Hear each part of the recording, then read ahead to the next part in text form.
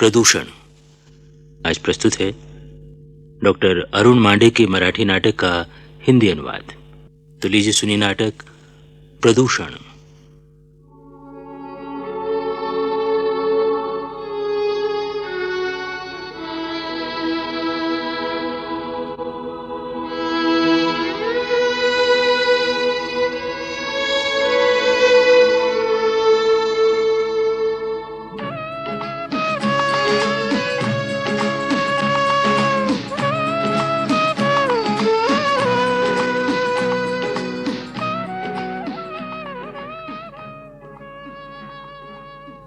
Doctor साहब, मैं अंदर आ सकता हूँ?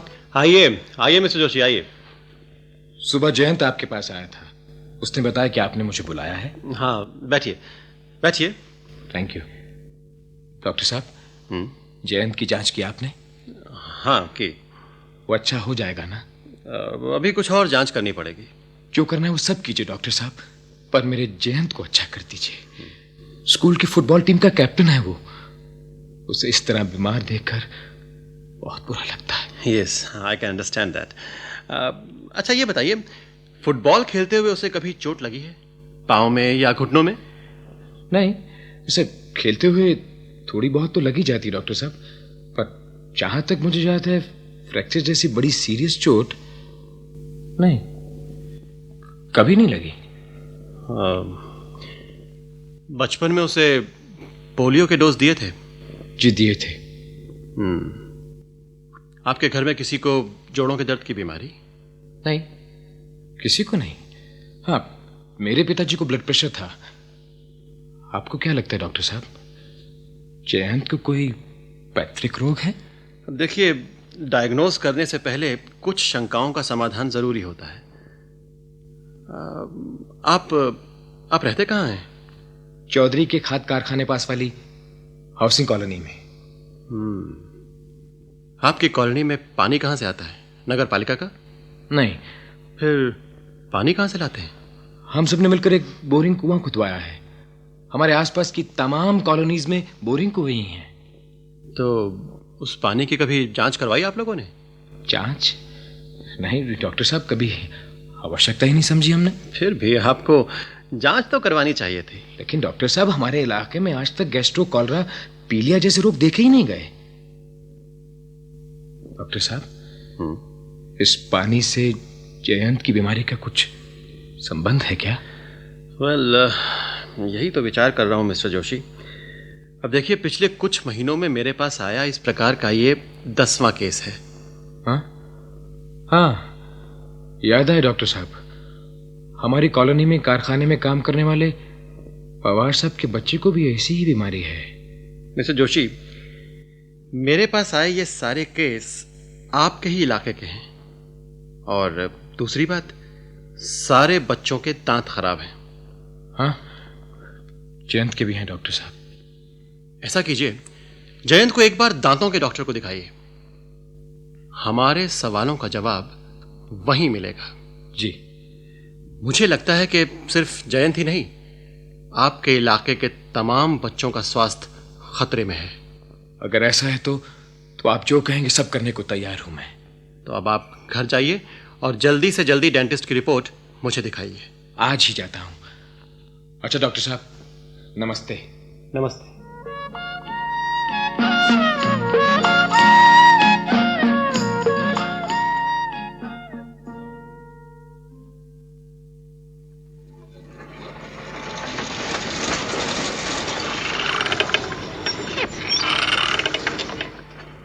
अब्बा साहब, आपसे थोड़ा काम था। कहो। मुझे कुछ एडवांस रुपए चाहिए। क्यों, क्या हुआ? मेरा बच्चा बीमार है, उसके इलाज के लिए थोड़ा थोड़ा काट लेना, पर अभी मुझे पैसों की बहुत जरूरत है। क्या हुआ तुम्हारे बच्चे को? उसके दोनों घुटने सूज गए अब्बा साहब, नीचे के पांव पतले होने लगे हैं, उससे चला नहीं जाता, बिस्तर पर पड़ा रहता है बेचारा। कितना चाहिए? 2000। 2000? जी। जोशी, इतनी बड़ी रकम देना मेरे लिए मुश्किल काम है। मैं भी तुम्हारी तरह नौकर हूं, मालिक से पूछना पड़ेगा। पूछिए अप्पा साहब, सब कुछ कीजिए, पर मुझे रुपया चाहिए ही। तुम चिंता मत करो, मैं मालिक से बात कर लेता हूँ। अच्छा अब जाओ। अप्पा साहब, मैं जरा घर जाकर आता हूँ, वो बच्चे को अस्पताल ले जाना है। पर यहाँ का काम कौन करेगा? मैं?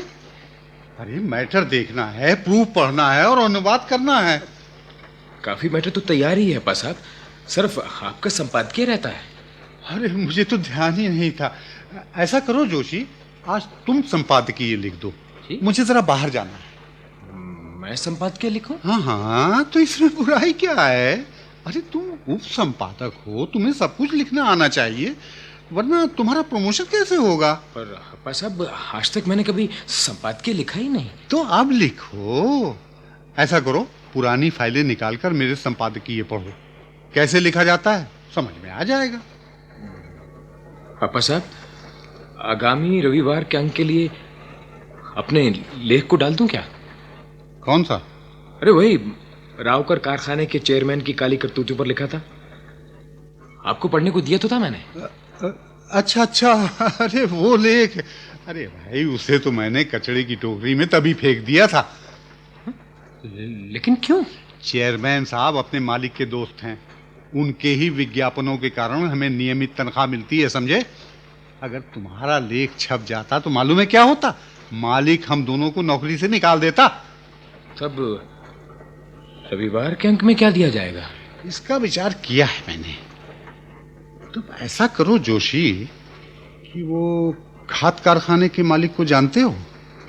चौधरी? हाँ, अगले सप्ताह उनके 60 बरस पूरे हो रहे हैं और साथ ही उसी दिन उनके कारखाने का स्थापना दिवस भी है। तुम उनका इंटरव्यू ले डालो और कुछ फोटो भी, और एक उत्तम लेख तैयार करो। पर अप्पा साहब, उनके विज्ञापन तो यदा कदा ही आते हैं। उन्हें नियमित करने के लिए ही तो ये सब करना है। मैं कल का अपॉइंटमेंट ले लेता हूं, अब तुम जाओ। ठीक है। जरा सुनो जोशी।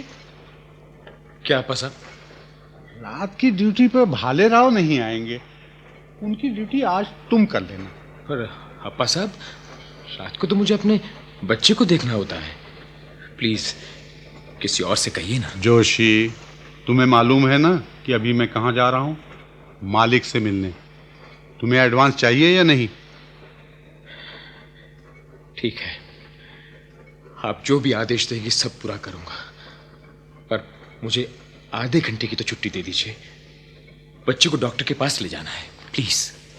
जाओ, लेकिन संपादकीय लिख कर जाना। ओह गॉड।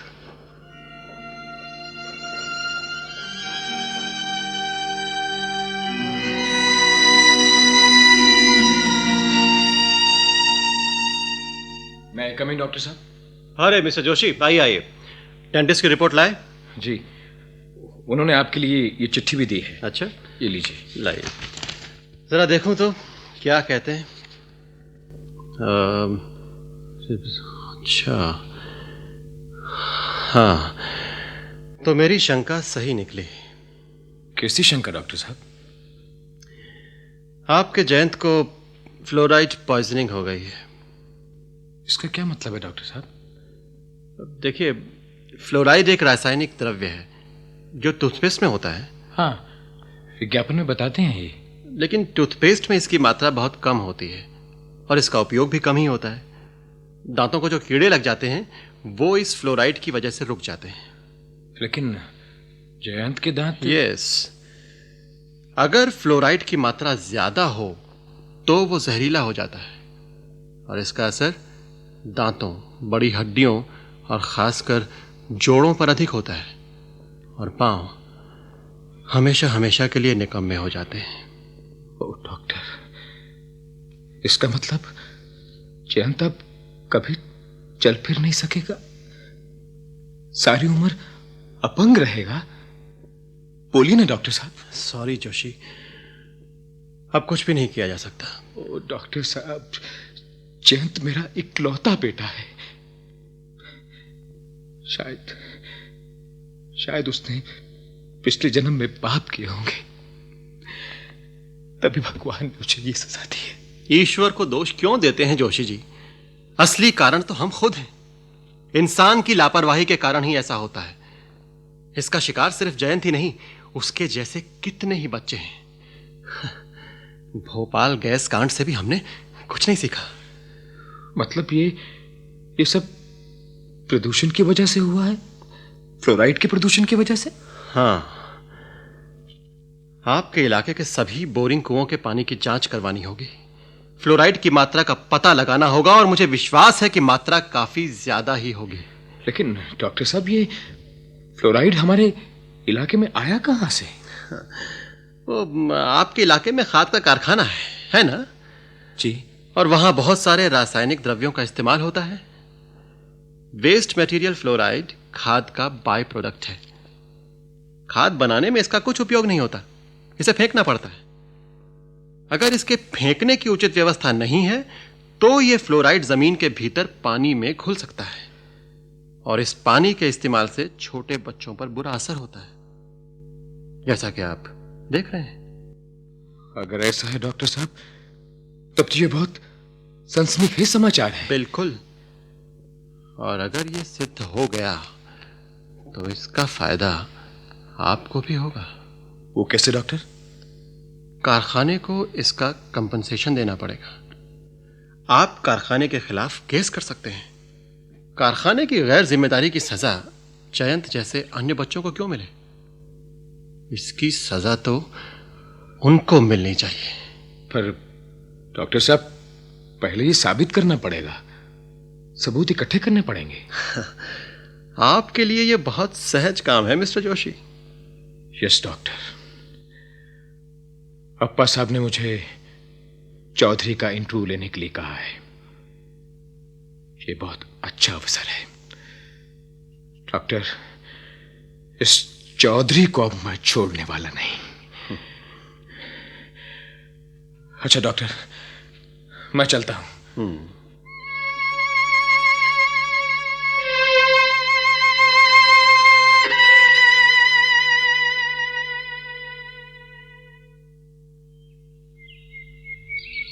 भाई साहब, चौधरी साहब का ऑफिस कहाँ है, बताएंगे जरा? ऑफिस तो सामने वाली बिल्डिंग में है, पर अभी वो वहां है नहीं। तब कहाँ मिलेंगे? तुम्हारी आंखों के सामने।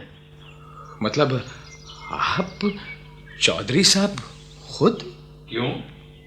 मैं बागीचे में काम कर रहा हूं तो तुम्हें आश्चर्य हो रहा है? प्लीज उठिए नहीं, उठिए नहीं, उठिए नहीं। इस पोज में मुझे आपका एक फोटो लेना है, प्लीज। हाँ। थैंक्स। सच बताऊं, मिट्टी से सने हाथ में खुरपी लिए हुए आपको मैंने पहचाना ही नहीं। असलियत में तो मैं किसान ही हूं भाई। उद्योगपति होने पर भी मिट्टी के साथ मेरा रिश्ता आज भी है। हाँ, क्यों नहीं, खाद का कारखाना है आपका। वाह जोशी, तुम्हारा स्वभाव मुझे पसंद आया। हाँ? आप मुझे पहचानते हैं? हाँ, अप्पा साहब ने फोन किया था।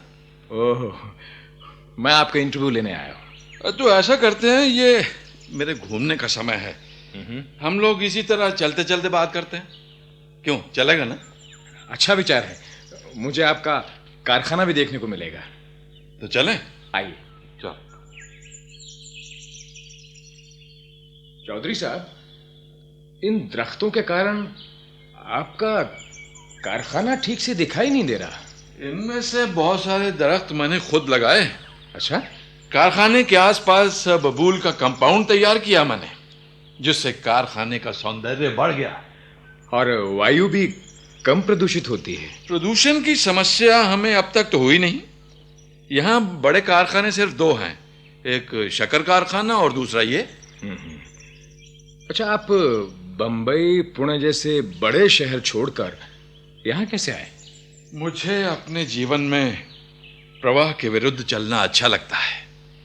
प्रवाह के विरुद्ध चलना सबके बस की बात नहीं। आप जैसा कोई विरला इस तरह की हिम्मत रखता है। अच्छा चौधरी साहब, अगर आपने कारखाना न खोला होता तो क्या करते? वही, तब मैं कोई दैनिक पत्र निकालता और उसका संपादक होता। You mean paper? आपको इस धंधे में इंटरेस्ट है? समाचार पत्र निकालने को मैं कभी धंधा नहीं कहूंगा, यह व्यवसाय है।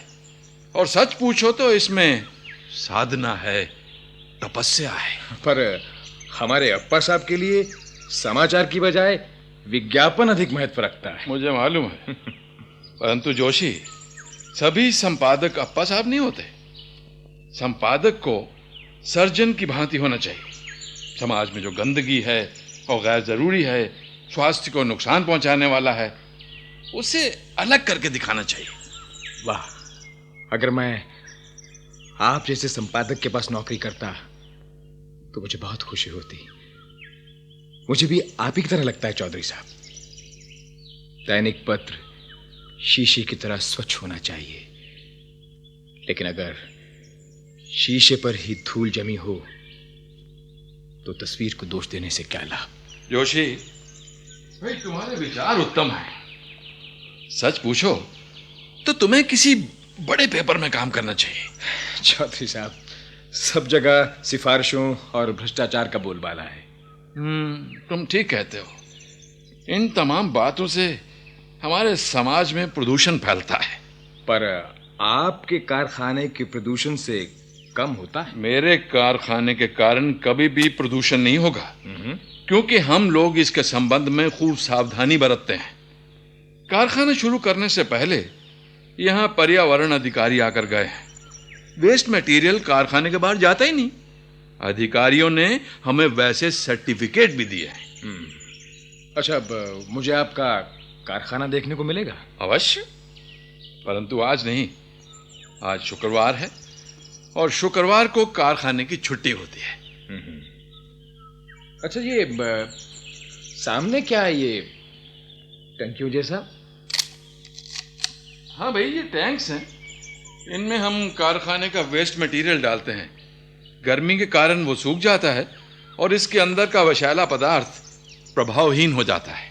अच्छा, एक मिनट वहीं खड़े रहिए, एक फोटो लेना है आपका। हाँ। Thank you. Thank you. ये इस वेस्ट मटेरियल में फ्लोराइड होता है क्या? हाँ, पर ये हमारे किसी उपयोग में नहीं आता। ये कुआं कैसा है? काफी पुराना दिखाई देता है। वैसे ज्यादा पुराना नहीं है। कारखाने के लिए जब ये जमीन खरीदी थी ना, तभी पानी के लिए ये कुआं खोदा गया था, परंतु 1 साल में ही पानी सूख गया। अब यूं ही पड़ा है। तब फिर से भर क्यों नहीं देते? भाई, इन टैंकों में डाले गए वेस्ट मटेरियल को हम इसमें भी डालते हैं। कुछ दिनों में भर जाएगा।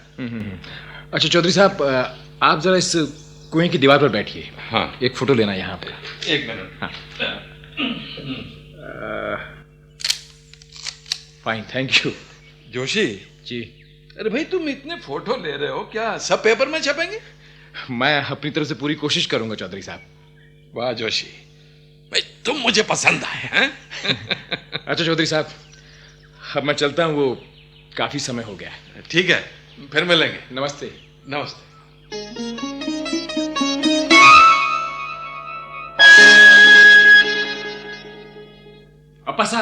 अप्पा साहब, एक जबरदस्त समाचार लाया हूं मैं। कैसा समाचार जोशी? चौधरी के खाद कारखाने का। क्या हुआ चौधरी के खाद कारखाने को? आग लग गई या हड़ताल हो गई? उससे भी बड़ी बात है, कारखाने के कारण पानी प्रदूषित होता है।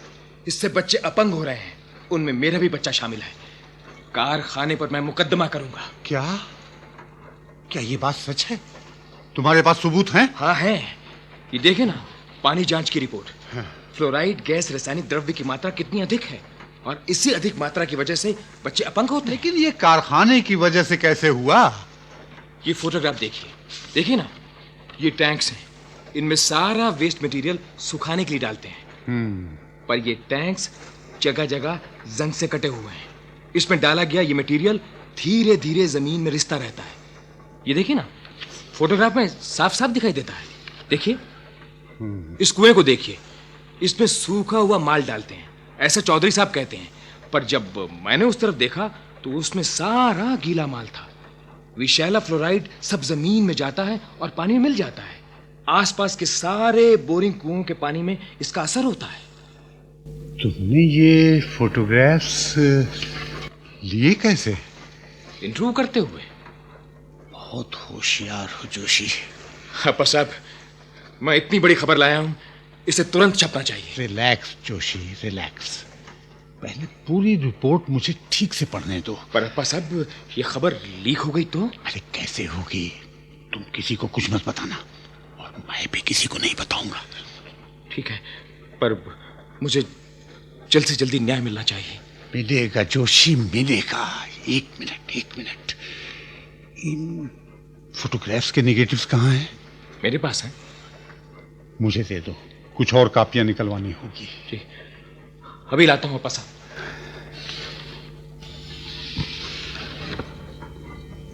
गुड।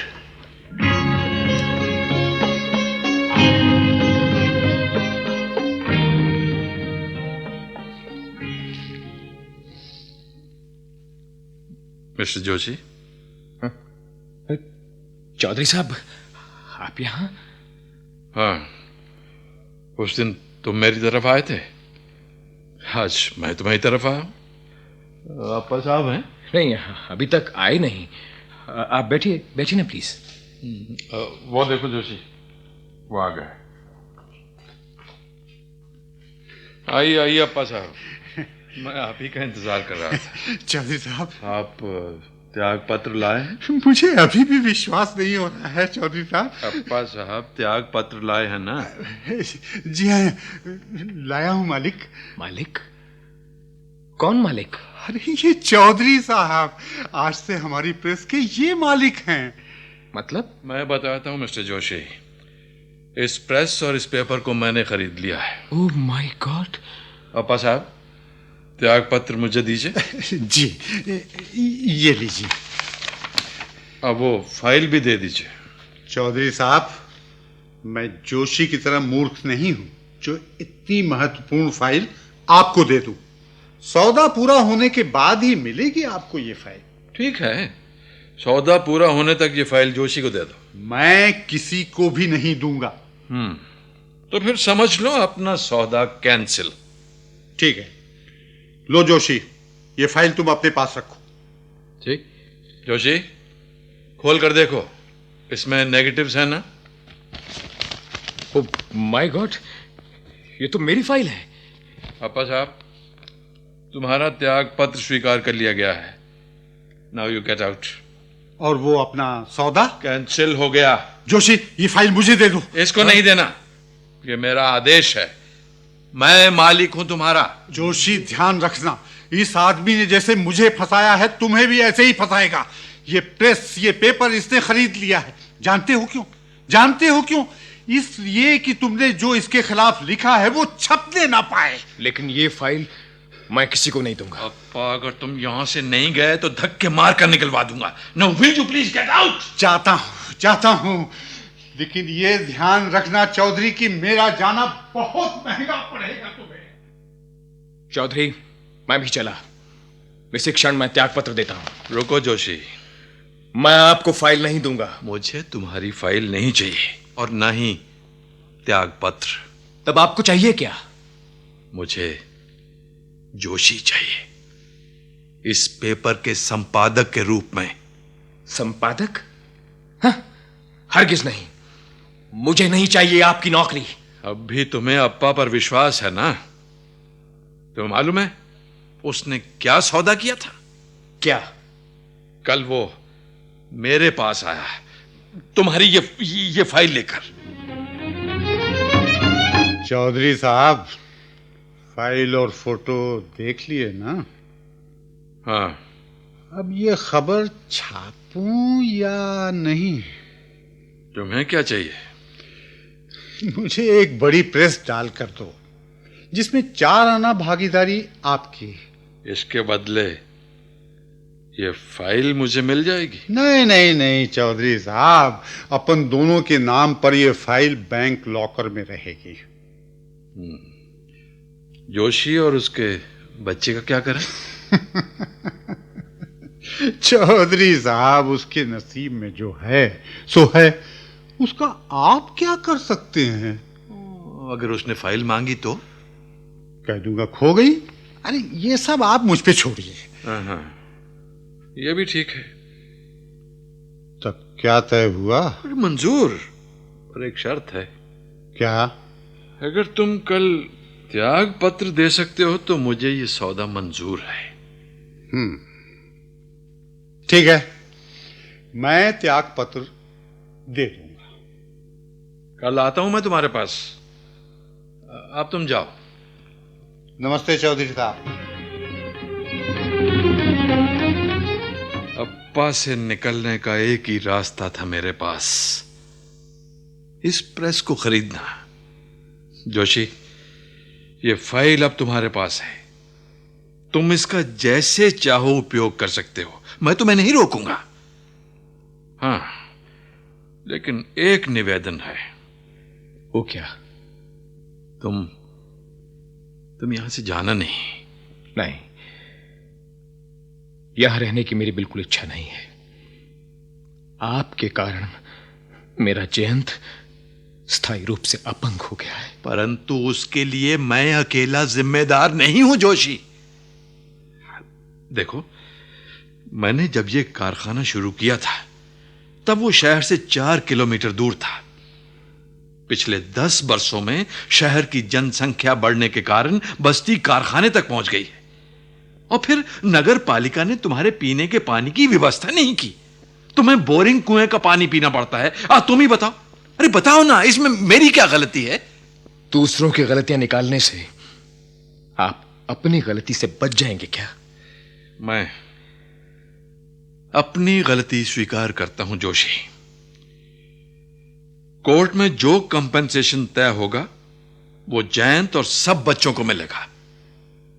इसके बाद ऐसे प्रदूषण नहीं होंगे, इसकी क्या गारंटी है? जोशी, कारखाने की वजह से हुआ प्रदूषण रुक जाएगा, परंतु भ्रष्टाचार के इस प्रदूषण को तुम कैसे रोकोगे? चौधरी साहब, हो हाँ जोशी, अप्पा जैसे लोग हमारे आसपास बहुत सारे हैं। ये वेस्ट मटेरियल हैं। इनके कारण ही अपना समाज प्रदूषित होता है। इस तरह बाहर के प्रदूषण की अपेक्षा मन के भीतर जो भयंकर प्रदूषण है उसका क्या किया जाए? चौधरी साहब, ये काम मेरे अकेले का नहीं है। अरे मैं भी कहां कहता हूं तुम्हारे अकेले का है। जोशी, तुमको लगता है ना दैनिक पत्र शीशे की तरह स्वच्छ होना चाहिए? लो, इसके ऊपर की धूल मैंने साफ कर दी है। अब तुम इसमें समाज का जैसा चाहो प्रतिबिंब दिखा लो। संपादक होना ना होना तुम्हें तय करना है, मुझे जल्दी नहीं है।